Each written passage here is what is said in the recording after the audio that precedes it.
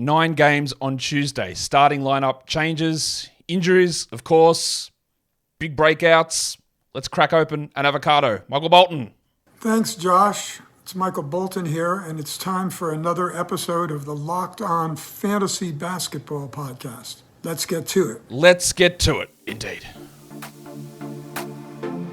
You are Locked On Fantasy Basketball, your daily fantasy basketball podcast, part of the Locked On Podcast Network.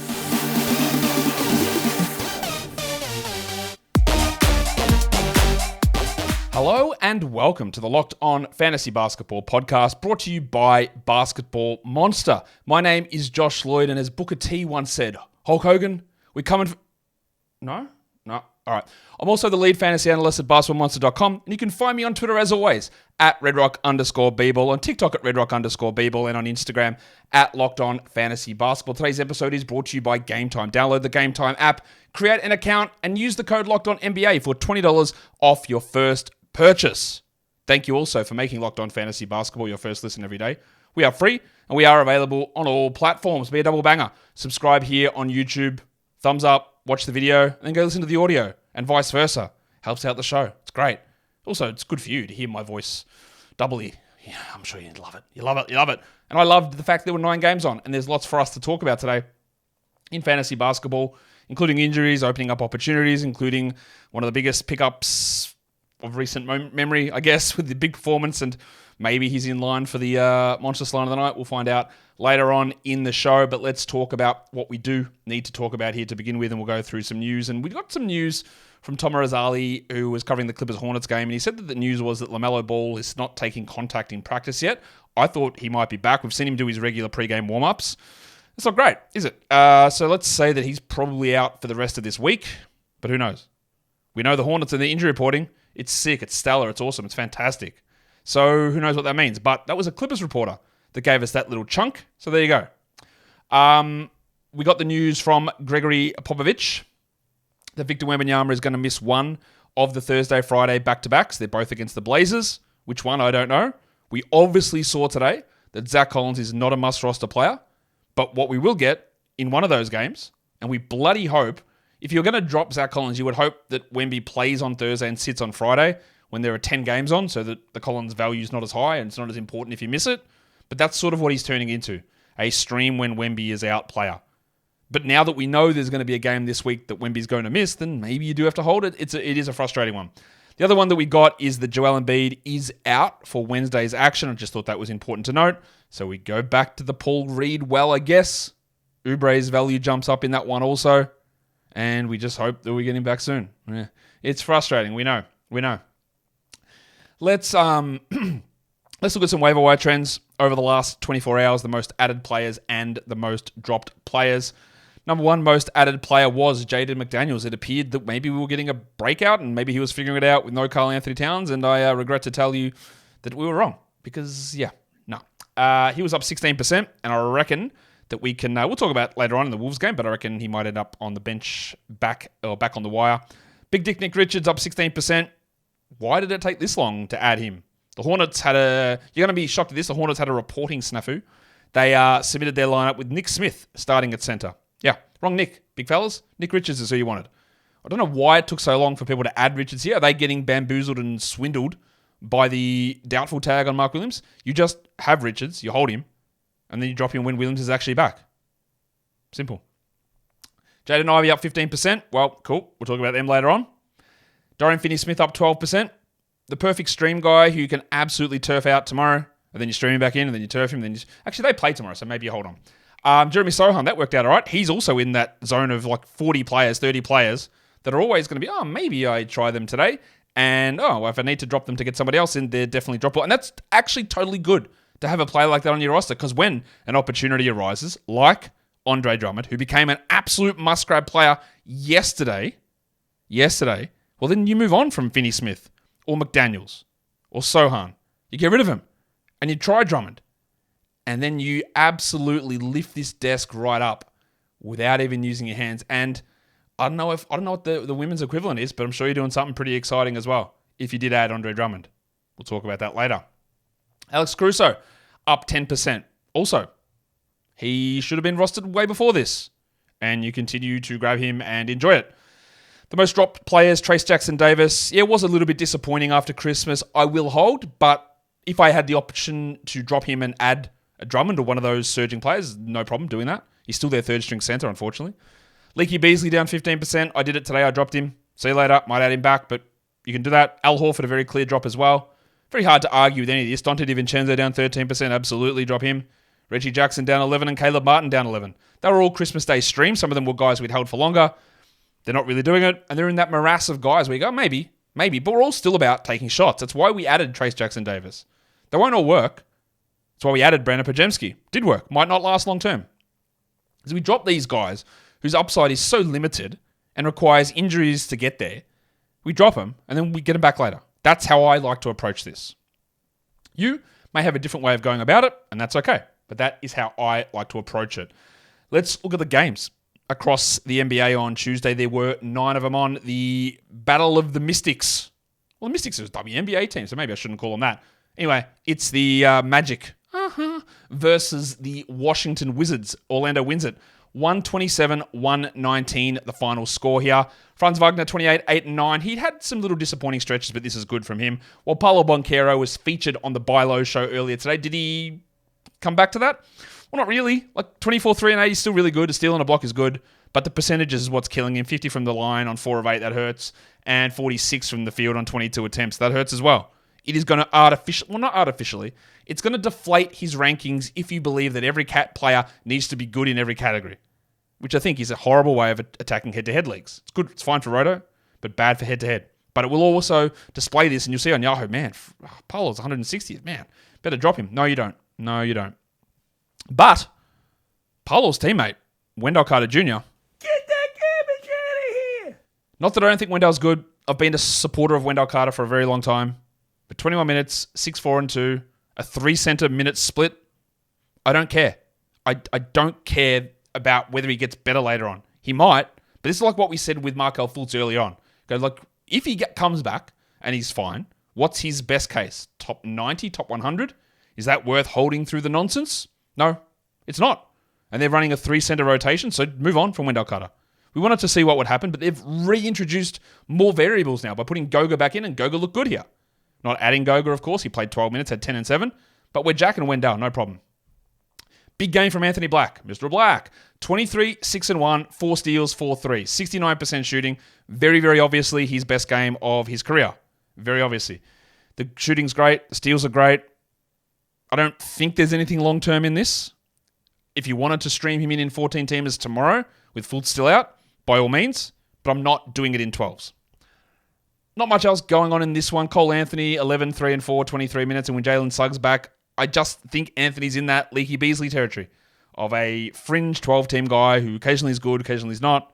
In fact, he's Gattuso.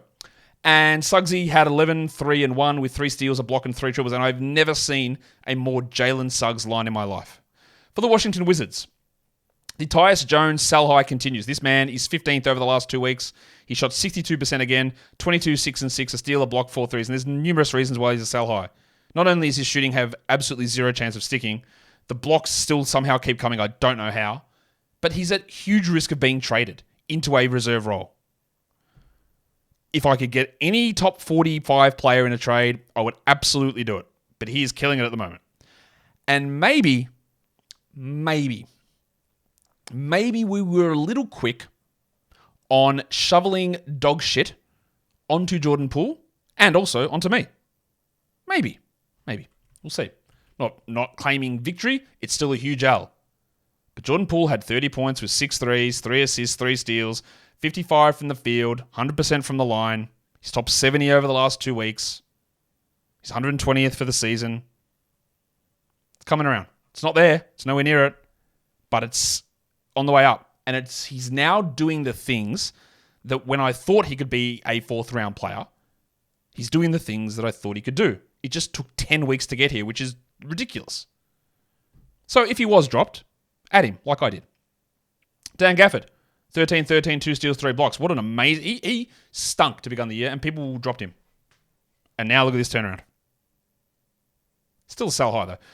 Kuzma had 17, 4, and 6. Rough shooting, but good from the line. Well, I think we can go ahead and drop Denny Avdia. Get that garbage out of here. 2 and 5. He had 3 steals and a block, but his minutes are down. That's the key thing. He started off the season taking all of Jordan Poole's shots. I mean, what's actually going on here? And one of the things I did posit at one point, maybe week 4, I said, is there a thing that Jordan Poole has this really horrible reputation through the public sphere of this guy is selfish, he doesn't play good basketball, he's a complete joke. And I said, well, maybe he went there and said, well, okay, I'm going to make this my team and I'm going to make sure I get everybody involved and pass up shots to a fault. And that started happening. And now he's sort of been like, nah, I think I need to take him. I don't know how true that is. But what we did see is Poole shots down, Avdia's up. And now there's been a switcheroo. And he's putting up good numbers. Delon Wright returned 7 points in 13 minutes. If Delon plays 23, he's a 12-team league guy. I just don't see that him doing it. I don't think he plays tomorrow. While Gallinari had 9 and 16, the Italian cock probably doesn't play tomorrow either. And that's where we're at with that. Today's episode is also brought to you by eBay Motors. eBay Motors has partnered up with me and this podcast to provide you with some fantasy picks each week. Scouting the waiver wire, we're going to help you get your players that are guaranteed to fit on your roster. So, who are we going to look at? Let's look at the Lakers, Taurean Prince, because they've got 3 quality games to end the week, Thursday, Saturday, Sunday. Prince is the only guy that can shoot in that starting lineup. Until they make a change back, he's going to have to take on a big role. Now, he might shoot 1 of 9 from 3, but he's going to get the shots up. At the moment, he's rolling, he's playing big minutes, he's shooting really well, and with a really helpful and useful schedule for the rest of this week, Taurean Prince has got to be in consideration to add.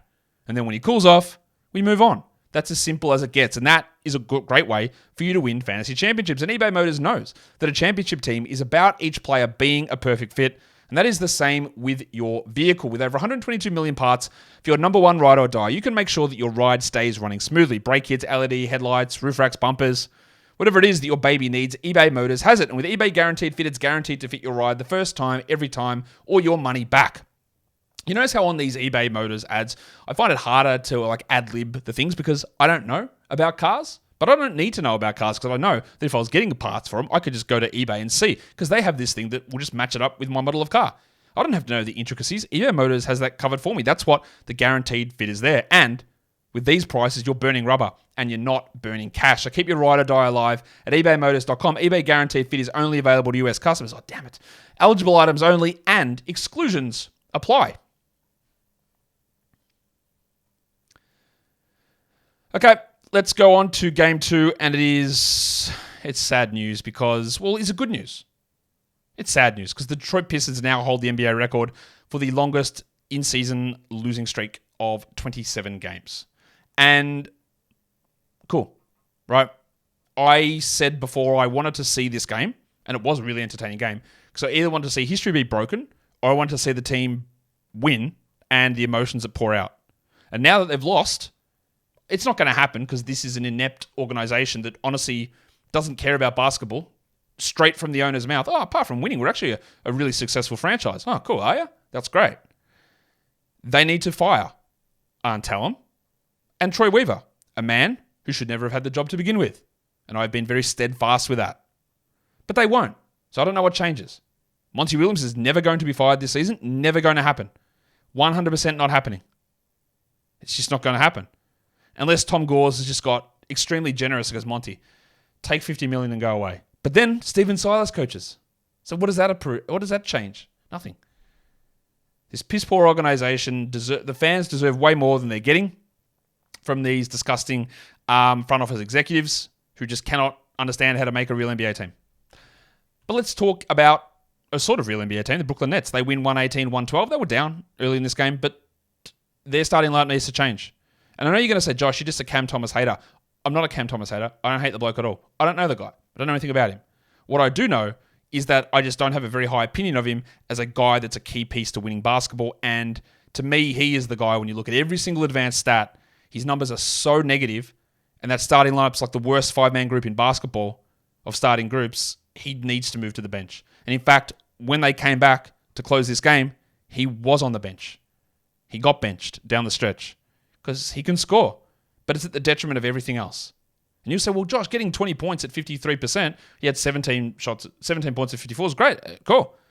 But when you're giving him up the other way, and everyone else is doing nothing at the same time, it's not a winning formula. And I will maintain this until he shows those, and he has improved this season, but until he shows those things, I will continue to tell you he shouldn't play these minutes. If you want to keep holding Cam Thomas, I do understand it, and I think you probably can, but I'm just warning you. I do think at some point a change is coming for the Nets, and that change is going to be a minimization, to a degree, to what degree I don't know, a minimization of Cam Thomas. What we saw in this one is the starters got them into a gigantic hole to begin with again, so they went with the bench. So that's why we got lower minutes for Cam Johnson, who played 26 minutes. He still was good, 24 points with 4 threes. That's why we got 26 minutes only for Nick Claxton, 11-11 with 3 blocks. But the guy that stepped up was Day'Ron Sharpe. The 3-minute legend had 11-11 with 2 steals and 4 blocks. And basically, he's been good in almost every game, except for the games when Claxton was out, when he really had the opportunity to blow up. Now, what I think now is that if Claxton was to get hurt, we would rush to add Sharpe the same way we did with Drummond. But obviously, it burned us early in the season. Finney Smith played 33 minutes. He always seems to come in and help rescue them. He's not sexy at all. Well, he is, again. I know that. I feel like I'm being rude to him by saying that. His fantasy game's not sexy. 11-4 with 3 threes. But he's a nice 14-team streamer. Thomas is back to Cam. He had 17 points. He had 1 rebound and 1 assist. He shot well. But he only played 23 minutes and he scored. And he had 32 usage and he was a -4. Bridges continues to really struggle. 15 attempts and 60% from the line sucks. 43 from the field sucks. No defensive stats suck, which I don't really understand. He's the one at the very end of the game. Like, why did that not count as a steal? When he's the one that knocked it out of Cade's hand, it went out of bounds off Cade. That doesn't count as a steal? That was definitely a steal. Sure? Or is the rule that they have to gain active possession of it, which is weird because he generated a turnover. Whatever. Bridges was a very obvious fade to me in round 2. I didn't think he'd be this bad where he's 262nd over the last 2 weeks, but he was an obvious fade. And Dinwiddie struggled 9, 5, and 6, 18%, 63 from the line. That's a disgusting game. He has been better, and he is a hold, but we all know that overall, his category league value is not super, super high because of the style of his game. All right, for the Pistons. Cade Cunningham, I know that your Yahoo rankings will again suggest to you that he's bad and probably not a rosterable 12-team league guy, which of course is another nail in the coffin of believing straight 9-cat rankings. Cade played 37 minutes. He scored, 37 second half points. He had 4 at the first half, which is not good, obviously. But 37 in the second half, 41, 9, and 5, 3 threes, steal a block, 71% shooting, 8 of 10 from the line. And just go watch that second half. He was unbelievable. He dominated that game. Now, he has not been dominating this season. We know this. But he is like, I think, 32nd or 31st for -1 rankings this season. He's been basically, I think, exactly what you would have hoped, picking him around the 35, 36 mark. After a rough start, he's sort of right there. Bojan fouled out in the end, but 39 minutes, 23 points with 3 threes. But interestingly, they closed the game with Alec Burks and not Jaden Ivey. Burks, who'd been sort of marginalised, had 15 points in 26 minutes, while Ivey had 9, 3, and 4 with 3 steals and a block on 25%. Rough night from Ivey. I will hold. But I tell you what I won't do, and that's hold Asar Thompson. Get that garbage out of here. He was sick before this game, so maybe that's part of it, but it doesn't matter. He was on the bench so that Isaiah Stewart could play power forward. Again, 9 points, steal and a block for Asar. What he did at the start of the season was great, but forget it. Wipe it out of your memory. It's not happening. And if it happens later on, that's cool. He should have been dropped weeks ago. You can drop him again now. Just move on. We'll do something different later. The passport legend Jalen Duren came back. Played 33 minutes, 12 and 15, steal and a block rate, activating, we're good to go. While Stewart moved to power forward, played a lot of minutes, some might say too many, some is me. 36 of them, 7 and 11. You do not roster Isaiah Stewart in 12-team leagues. Get that garbage out of here. They also played Jim Wiseman over Marvin Bagley as the backup center. But it's painful for the Pistons. We want them to be better because it's not fair to any fan to go through this shit. And it's very much self-inflicted through coaching, ownership. The players are responsible. Like 5%, I would say. 5%. It's not, they can be better, but they have their own issues. And it's the coaches and the front office and the ownership that puts them together. They do what they can. Can't say they're not trying. You can't say that. Like, Cade's game was literally unbelievable in that second half. You just watch what he did. But what can you do with the other bullshit that goes on in this team? Yeah, it is frustrating. And I'm sure it's more frustrating if you're actually a Pistons fan. Today's episode is brought to you by the Game Time app. Buying tickets should be fun. It shouldn't have to be a worry. It shouldn't be a stressful experience. You should just be buying tickets to go see something entertaining. Sports, comedy, musical, theaters, whatever it is.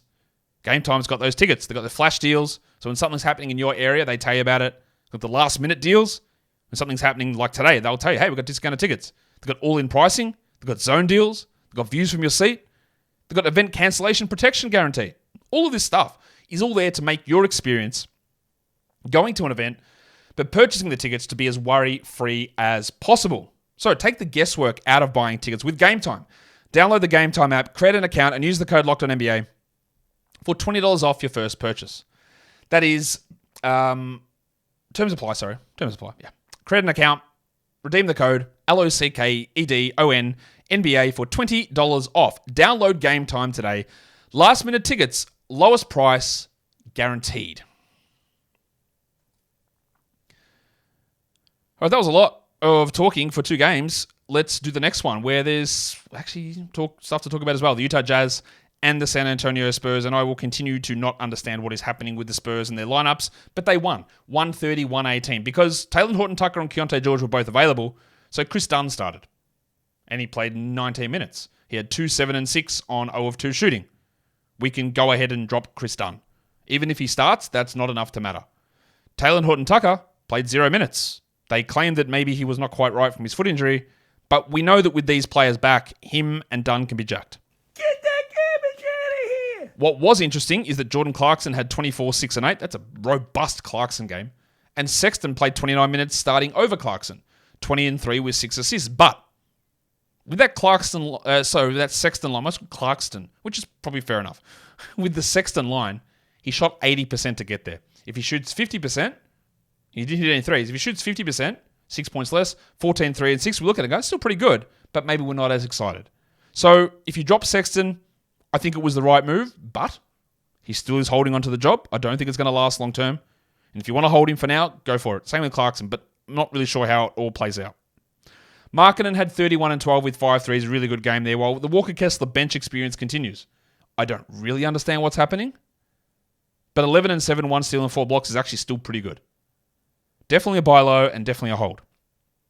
I don't know what to do with John Collins. Well, actually, I sort of do, because I just don't see him being this guy or a guy long term. I mean, this guy, sure, 7 and 4 in 18 minutes. I could see that. There's no purpose in him starting. I don't know what he brings to the team that's good. I don't know why you wouldn't just start Olynyk and Kessler or Hendricks and Kessler. If you're in a shallow league, I would move on from Collins. Honestly, I'd feel like, well, not that I would feel okay about it if I needed to do something else. Because what are you missing out on? What's good about what he brings? Nothing. Olynyk, 23 minutes, 7, 5, and 6 is fine. It's okay to roster him, but you definitely don't have to do it. And Keontae George, I thought his second half was pretty good. 10 points in 24 minutes, 4 assists, 36%. Again, it is more of a luxury stash. You can re-add him. There's a bit of this weird rotation with the point guards going on. I do feel like he'll be back starting either the next game or the game after, and he'll be back to 30 minutes in a game or so as well. So if you wanted to grab him, get ahead of it, sit on it and see what happens, by all means. But be prepared for some rough games. It's going to happen. It's going to happen. And the foot injury is a little bit of a setback, so he was starting to look better. For the Spurs, they kept the starting lineup with Keldon Johnson on the bench. Now, Johnson was fine, 30 minutes, 26, 4, and 3. Took a lot of shots, man. Like, I don't need that many Keldon Johnson shots in my life. And this is old school Keldon Johnson. 4 rebounds, 3 assists, 0 steals, 0 blocks. He was good from the line at least, which is strong. So if you got him, you can hold, but, whatever. Julian Champagny, 25 minutes as a start. I like Bubbles. I like him. I think he's pretty good. 16 points, 4 threes, 2 steals, and a block. That's a really interesting 14-team league guy. Probably not a 12-teamer, but I can see it happening.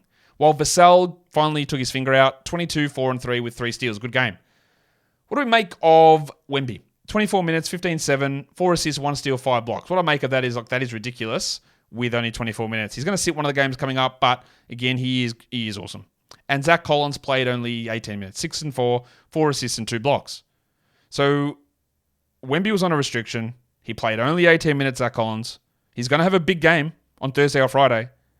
But is that worth just holding? It probably is. And then we move on after that. Malachi Branham, 17 minutes, 0 points, 4 rebounds, 4 assists.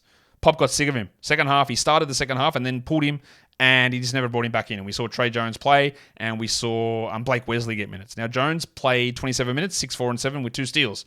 I wouldn't be shocked if Jones does move into the starting lineup coming up. I don't love him. You know that. But if you did want to get ahead of it and grab him, I do think that the Branham thing's not really doing anything positive. And we already saw the Keldon Johnson move to the bench. I wouldn't be shocked if we get Trey Jones starting. Just watch that one. And if you wanted to make a semi-genius move, it might not be genius. It might be complete batshit crazy. But if you wanted to do it, I think Jones might get some starts coming up soon. We'll see in a week or so. Not sure exactly, but I'm getting a vibe of that. Getting a vibe. Shout out to Dennis Denuto. The Atlanta Hawks and the Chicago Bulls. 118 Chicago, 113 Atlanta.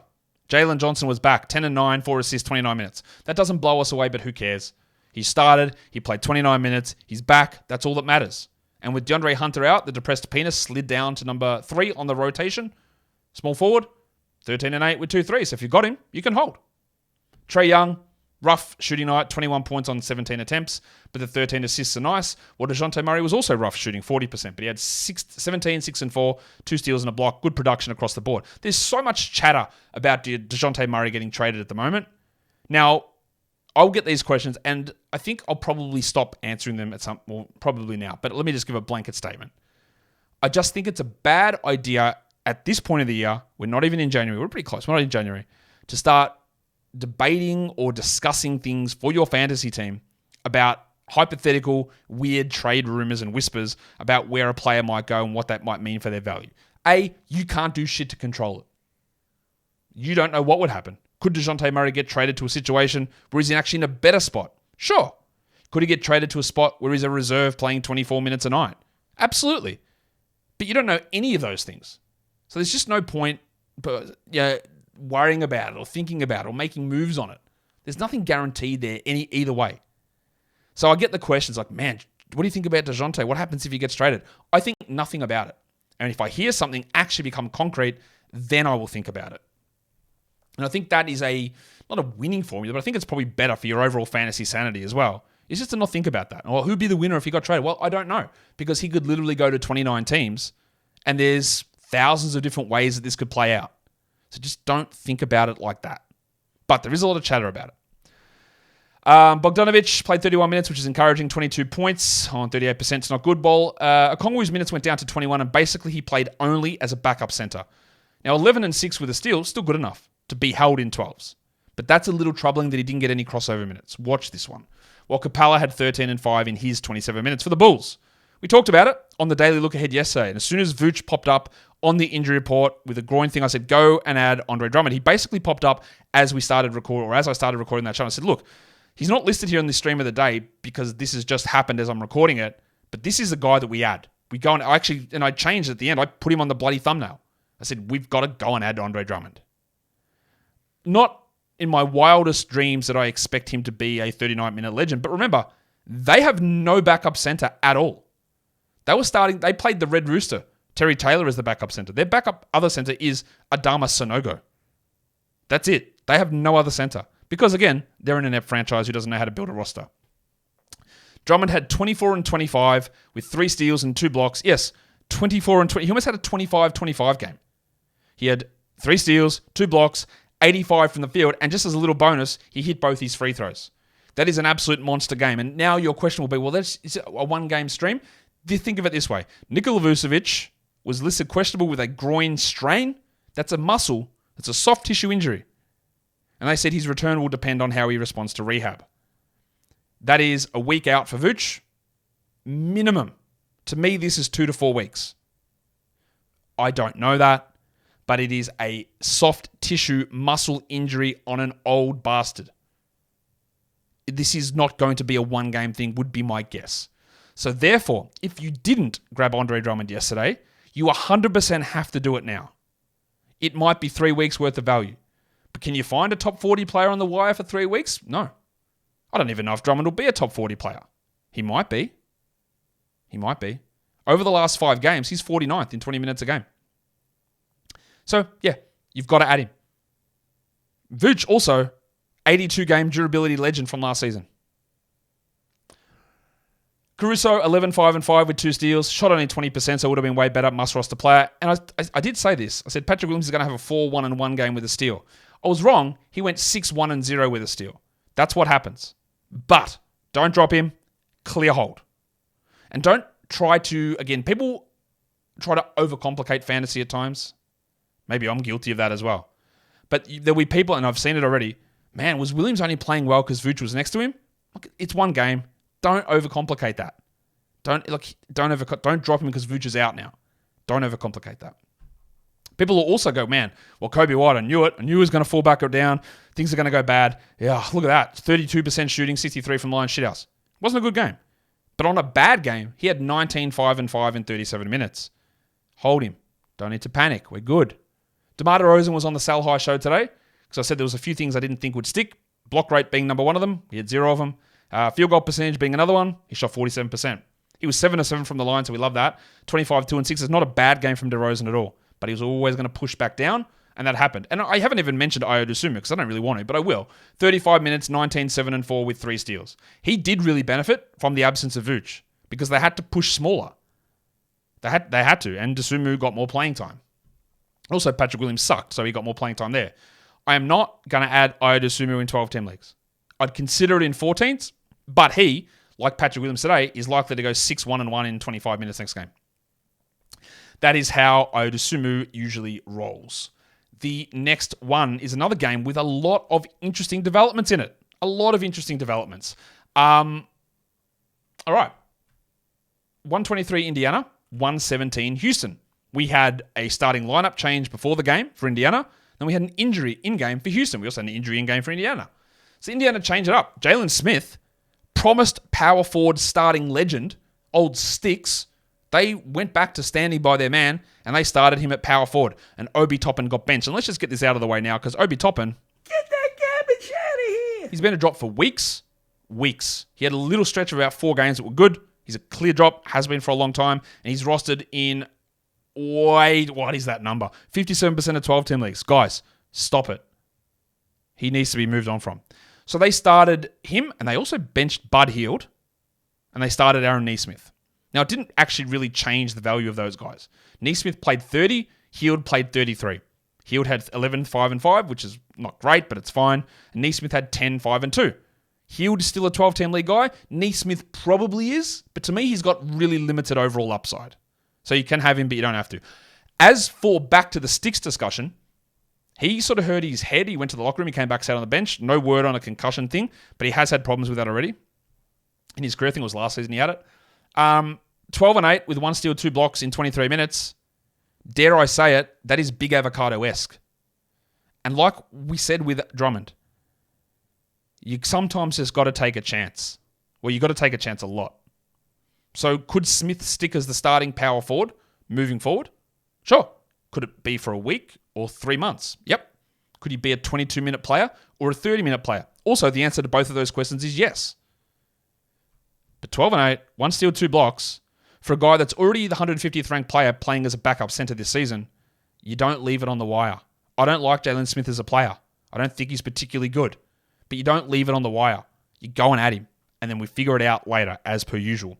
Miles Turner, only 24 minutes, 18 and 5 with 2 blocks, but look at that. Isaiah Jackson, 11 and 8, 1 steal, 3 blocks. And if Smith is going to be playing power forward, don't know that he will all the time, but if he is, Jackson's back in the rotation as the backup center, as an elite blocks streamer, and maybe like at least a 14-team grab. Yeah, we can also jack Ben Mathurin, by the way. Get that garbage out of here. 10 and 4 in 24 minutes. I thought he would be an interesting late-round pick. I thought he'd take some steps forward. He's way worse, so move on. For the Rockets, you referenced it already, but Dylan Brooks got hurt. Left the game with an oblique strain. Muscle injury. They play tomorrow. It's going to be a week. I think it has to be a week out. Now, we saw so many interesting things from him. Well, not so many. We saw a couple.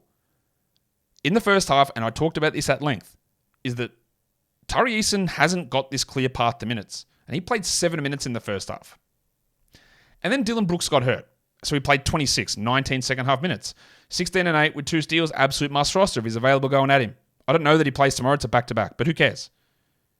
If Brooks is out, the path for Eason getting the minutes is there. Also, Jalen Green stinks. 5 points in 20 minutes. He had 2 assists. Ime Udoka said he hasn't really considered benching him. Well, he's lying, but that's what he said. So, Jalen Green. Get that garbage out of here. Now, that could open up a path at some point for Ben Thompson, but he played just 12 minutes, 7 and 4 with 2 steals. I really think Amen's going to be amazing, just not this year. Aaron Holiday is the guy that benefited because why not? 15 points with 3 threes in 25 minutes for him, don't add. Or Şengün, the little defensive lapse issue seems to be over. back to being their best player. 30 and 16, 5 assists, 4 steals, which is great. I love being wrong. Because in the offseason, I was like, ooh, what if Udoka blames him incorrectly for defensive breakdowns and limits his minutes, and the fact that they wanted Brook Lopez? I was a little worried. But good, I was wrong. We had a little blip there in the middle, but we're okay. We're good. We're rolling. And Van Vliet, don't look now, but the steals are back. 18, 4 and 9, 2 steals and a block. He's putting up some pretty good numbers. And just in case you want to hear it again, you can drop Jalen Green. Jabari Smith, 10 and 6, didn't shoot very well, hit a steal and a block, but the minutes have been really good for him, and he continues to be a very, very solid option at the moment. The next game was an overtime game between the Memphis Grizzlies and the New Orleans Pelicans. The Grizzlies remain undefeated since Ja Morant is back, 116, 115. Morant had 31, 5 and 7, 1 steal, 2 blocks. Really amazing stuff. He's been great. Part of the thing with Morant that has happened in past seasons, he generally starts off seasons red hot, and then he tires. With the way that his game is played, he does tire. The tiring is probably going to happen later this season. So he's still got a little bit of a window here to sell high, but that would be what I expect. Or he's just now an awesome category league player. He also played 40 minutes. He's been playing like 32 minutes a night each regular season. That's something to watch. Bane had 27, 4 and 7, while Marcus Smart played 29 minutes in his return. 13, 1 and 3, 5 steals, 1 block. Add him. Got to add him. If he was dropped, you add him. Jaren had 9, 10 and 10. He has cooled off since Jar is back, which is not unexpected. And Vince Williams moved to the bench, but 6 and 8 with 1 steal and 3 blocks. He's 100% at least a 14-team league guy. Probably more 16, but I'd consider him in 14s. And what we also saw is that Bismack Biyombo is not good, and Xavier Tillman might be okay. I'm not ready to buy in yet, but he had 2 and 8 with the steal and 5 blocks, Biyombo. The 5 blocks is out of this world, clearly. He's not going to do that all the time, but more minutes than Biyombo. Biyombo had 8 and 7 with 2 blocks. I don't think either are 12-team league guys, but I could see it happening. And also, I know some of you are still doing this, but if you're holding Santi Aldama, Get that garbage out of here! 0 points in 9 minutes. Yeah, you can move on that one. The Pelicans, Ingram. Since when does he get defensive stats? 24, 6 and 7 with 3 steals and 4 blocks. Cool.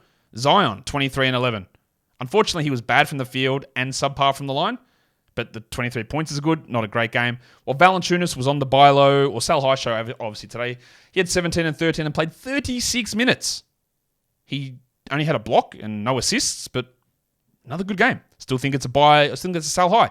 And his teammate, CJ McCollum, was on the sell high show, and he stunk. And we talked about how his free throws were sky high. He went 1 of 4 here.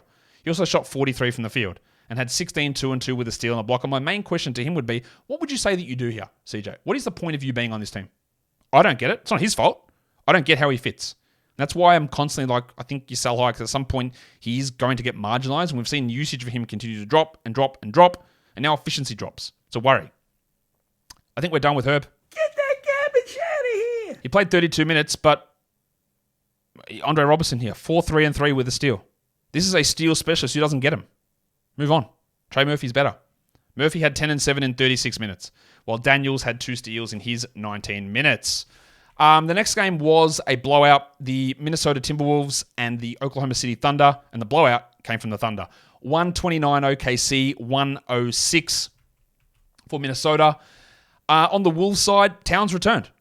He only played 29 minutes because of the blowout, but 16 and 6, so he's back. So, if you've got Kyle Anderson, Get that garbage out of here! if you've got Naz Reid, I reckon you can do that as well. 6 and 7 in 19 minutes. Get that garbage out of here! It's really hard as a 21, 22 minute a night bench player to consistently provide value. And he was on a hot streak and it was happening, and now it's not, so you move on. Easy discussion.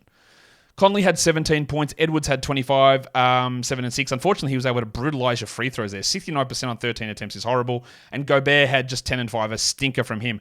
And we thought maybe is the Jaden McDaniels breakout coming? He was really good in those last couple of games. Well, this is why we've been skeptical. 8, 1 and 1 in 27 minutes. He had a steal and a block, but that is very clear. Even with his last couple of good games, he's 149th in the last 5 games, Jaden. If you want to hold him, okay, do it. But a bit of reality striking us there.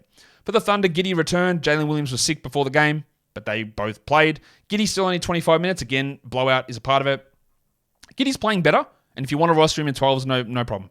While Williams had 21, 1 and 3 with 4 threes and 2 blocks, a great game.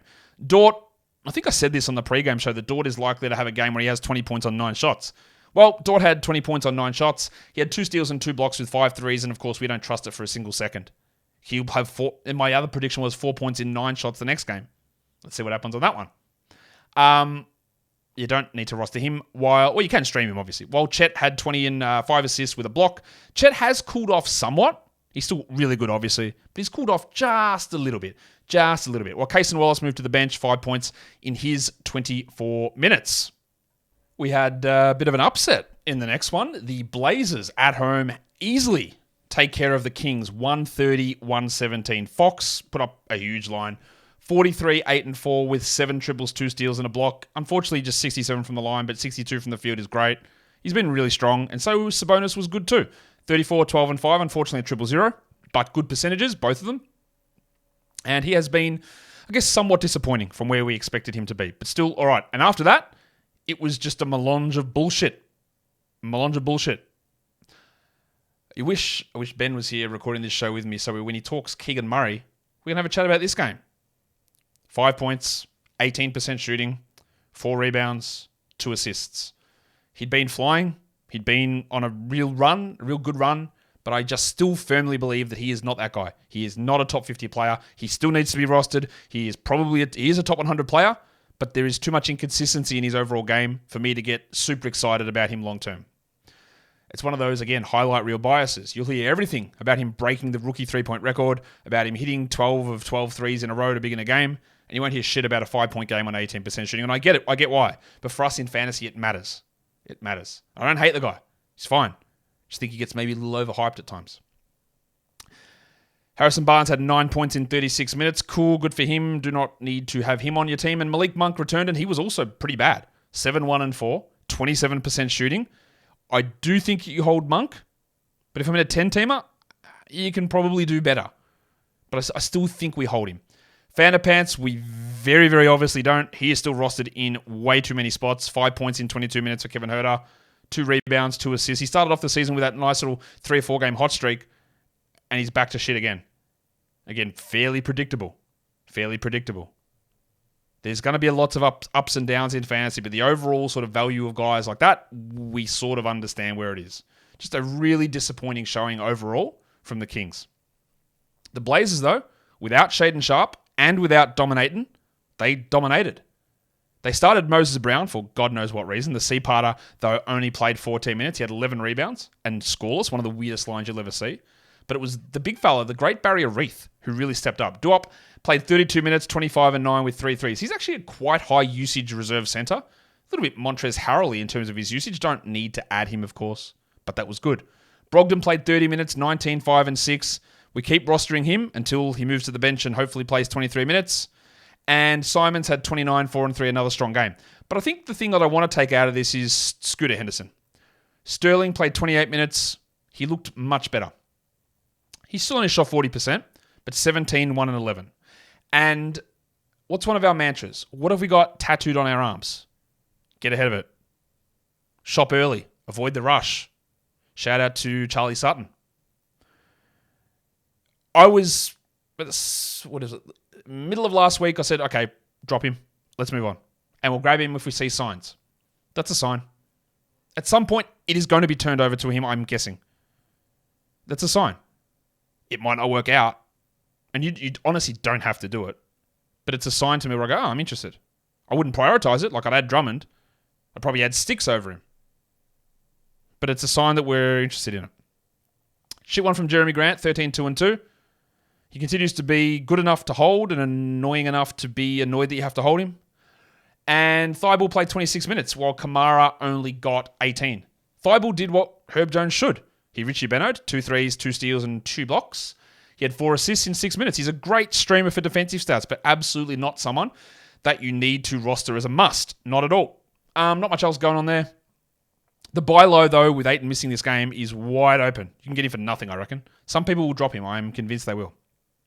And if they did, I would go and add him, and I think people are going to drop Shaedon Sharpe. Again, he's been dreadful since I did that sell high show on him 2 weeks ago, and now he's out. I would add him if he got dropped too. But a really good win for this team in a great spot against a pretty good team in the Sacramento Kings. Now we do the final game of the day. The Hornets travelled out to take the Clippers, or take on the Clippers. The Clippers win at 113-104. A lot of injury stuff here. No Brandon Miller. No Mark Williams, who was doubtful before the game. You'd be shocked to know that he was doubtful and didn't play for the 9th consecutive game. LaMelo Ball out, and then they lost Gordon Hayward during the game. Now, Gordon Hayward left the game with a calf strain. Gordon Hayward is old. Gordon Hayward has issues with soft tissue injuries, and Gordon Hayward can be jacked off. Get that garbage out of here. Now, they'll list him doubtful for the next game, and they'll list him doubtful for the next 3 weeks. Let's say 2 weeks. But I feel really good about saying that he's not going to play. At least until January, probably longer. And he's not good enough to hold through it.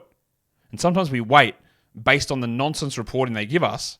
I could be wrong here. I'm very easily wrong on this. Maybe it's fine. It was a precaution. But I've seen this with Gordon Hayward. I've seen this with Charlotte. They'll come out and say doubtful day to day, and it will be a lie. That's my initial projection or prediction for this. We'll see. Bridges had 21, 11, and 5 with 2 blocks. Inefficient, but good. And PJ Washington, 18 and 8 with 2 steals. Really good and really efficient. Also a big game from Big Dick Nick. 13 and 10 with a block. He needs to be rostered, so does PJ. What about Cody Martin? Second game in the last 10 years. He played 25 minutes, had 7 points only, but 4 steals and 1 block. His presence, now this is a solid game. We're not adding him in 10 or 12, maybe not even 14. The steals are nice. But what this does, and I've said this since the beginning of last season, I said Steve Clifford is going to love Cody Martin. And if Cody Martin is available, that is going to impact some of these guys. In his first game back, Cody Martin comes out there, does defensive things, and Steve Clifford would love it. So what this does further is it puts another handbrake on Brandon Miller. Now, the Hayward injuries probably helped a little bit. That when Ball comes back, it opens more stuff up. But Martin's presence handbrakes Brandon Miller. Still want to hold him for now, but it is a handbrake. Rozier, we knew the drop-off would come. He had 18 points on 35% with only 7 assists, which he was going at 12 a game. So that it is a drop-off, and we knew this would happen. And he's going to hover in the 50-60 zone, I guess would be the mark for him rest of season. He was 1 of 3 from the line, which stunk also. They started Bryce McGowans for God knows what reason. Nah, he's not bad. To be fair, he's an okay player. 10, 3, and 2 in 22 minutes, but we're not rostering him. But they're in real strife here. If Miller, Ball, Williams, Hayward are out next game, well, they're going to have to play Cody Martin, and maybe he's streamable. Maybe we look at Nick Smith, who I think will be an April legend this season. Watch that one. And McGowans will get bigger run as well. So there's going to be some interesting stuff with this team. Well, interesting in that they're a putrid franchise whose fans don't deserve this bullshit, much like the Pistons. For the Clippers, no Kawhi. And Paul George had 25, 4, and 4. Jim Harden had 29, 6, and 8. 2 steals, a block. Good games. Russell Westbrook was really good. I'm very critical of Westbrook. You're well aware of this. And I think it's been fairly justified. But in the games without Kawhi, the games without Paul George, nothing from him. The games without Kawhi, improved. 14, 11, and 6, 2 steals, a block, 2 threes. That's a very good game. That puts him inside the top 150 over the last 2 weeks. If you want to stream him, if you think Kawhi's going to be out, by all means. They've only got 1 more game left this week, though. And I believe it's on Friday. Well, not I believe. I know it's on Friday. A 10-game day. So I don't know that you need to do that. Zubac's sort of breakout season continues, 18 and 14 with 31 minutes. And honestly, he's breaking out because there's a bloke called Jim Harden playing with him. That's really it. Harden unlocks these guys, and he's doing it here pretty easily. You can go ahead and jack off Norm Powell.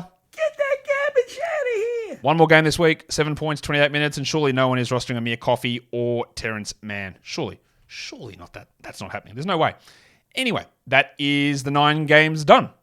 Let's go through now and have a look at our stream of the day recap, and I'm going to be honest with you, it stunk. Outside of me, because I did the official streams of the day on the Look Ahead show yesterday, and I'd already prepared it without the Andre Drummond stuff. Otherwise, I said he would have been all over this list. But he's not included in any of them, so they all look dreadful. The 10-team stream of the day, Pat Williams, 6, 1, and 0. Yeah, cool. Thanks, Patty. Your 12-teamer, actually, that's not bad. 12-team stream was Caruso, 11, 5, and 5 with 2 steals. We're good with that. Malachi Branham as the 14-teamer. Well, couldn't have gone worse. 0, 4, and 4 with 0 steals and 0 blocks. Another absolute shitbag there. 16-teamer's all right. Vincey Williams. 6, 8, and 3 with 1 steal and 3 blocks. Actually, this page is all right. The Yahoo streamer was Jeremy Sohan, 29.5 points, and the ESPN points streamer was Alex Caruso at 27. That's all right. If only I had have waited that an hour, I couldn't have. I didn't have time to do it. But if I had have to put that out with Andre Drummond at the top of that list, it would have looked really, really nice, wouldn't it? Would have looked pretty good. But unfortunately, no. We can't claim that one. What that does now, though, is it brings us in to talk about the monstrous line of the night, the best performer of the day. And the question you're all asking is the monstrous line of the day, the line of the night, the same person who was the waiver wire line of the night? And the answer is yes. Because that person is, of course, the big avocado himself, Andre Drummond. 24 points, 25 rebounds, 3 steals, 2 blocks. I don't know how long Vooch is out. I'd be shocked if it's one game. I'm thinking 10 days, 2 weeks, maybe up to 4. I don't know though. I got no idea. But I don't care. We grab Drummond and we figure this shit out later. We figure it out later. And that value cannot be left on the wire. The young gun of the night, the best performer from a first or second year player. Again, a pretty clear standout here, Mr. Black. Anthony Black had 23 points. He had 6 rebounds. He had 4 steals. And the dud of the night, there were many options here. I could have gone with Kobe White with his field goal percentage and bad free throws. I could have. I didn't. I could have gone with Mikal Bridges for an all-time stinking percentage performance on both of them.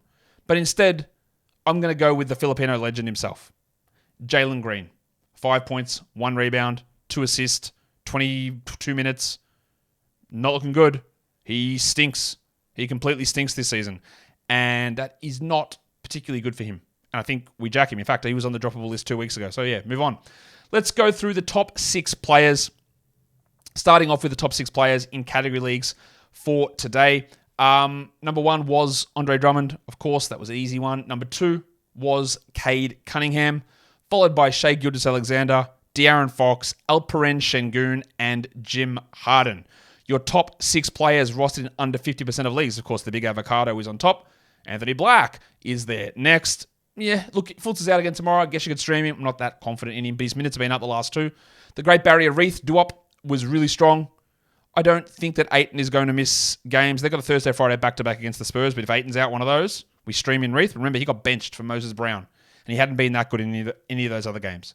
Day'Ron Sharpe, I like what he's doing. He's moving into at least 14-team stream territory. Lou Dort's a streamer. He was pretty good today. And then Isaiah Jackson's moving into maybe we grab in 14 teams if Jalen Smith is going to start at power forward. And I wouldn't be shocked if in 3 weeks' time, Obi Toppin is out of the rotation completely and you're seeing someone like Jarris Walker come in and we're getting a lot of Isaiah Jackson and Jalen Smith getting those minutes. I would not be surprised about it. We'll just keep an eye on that. Your top 6 players for points leagues, it was a clean sweep for the big avocado. Andre Drummond, followed by Alperen Şengün, De'Aaron Fox, Cade Cunningham, and the one and only. Oh, did I say Shai Gilgeous-Alexander? Yeah, Cade Cunningham, Shai Gilgeous-Alexander, and Brandon Ingram. So, what are my major takeaways there? There's actually quite a lot. But for the checklist we've got here, add Andre Drummond. I don't really know what more I need to say about it. I banged on about it yesterday. I'm banging on about it today. Add sticks. Jalen Smith. We'll see where it goes.